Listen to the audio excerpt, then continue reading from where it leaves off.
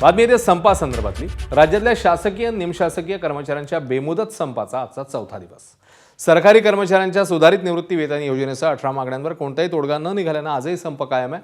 सुधारित पेन्शन योजनेबाबतही कोणताही ठोस निर्णय झाला नाहीये। जोपर्यंत मुख्यमंत्र्यांकडून लेखी आश्वासन येत नाही तोपर्यंत संप मागे घेणार नाही अशी भूमिका संपकरी संघटनांनी घेतली।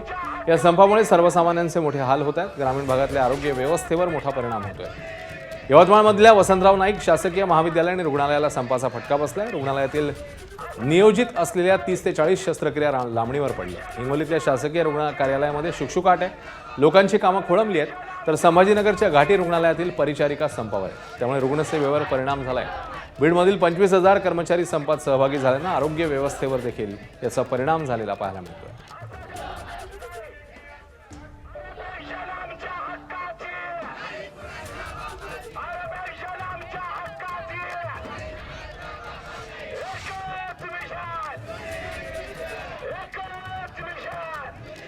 हा बेमुदत संप सुरू आहे, चौथा दिवस आणि ठिकठिकाणी त्यामुळे वेगवेगळी कामं जी आहेत त्याला फटका बसतोय। सरकारी कर्मचाऱ्यांच्या संपाचा कसा काय परिणाम झालाय, कोणकोणत्या सेवांना फटका बसलाय बघूया।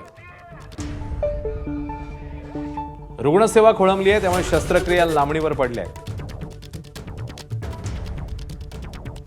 विवाह नोंदणी रखडलेली घटना समोर येत आहेत। सरकारी कामकाजाला विलंब होतोय, तर मुद्रांक मिळत नसल्यानं शासकीय कामं ही रखडलेली पाहायला मिळतात।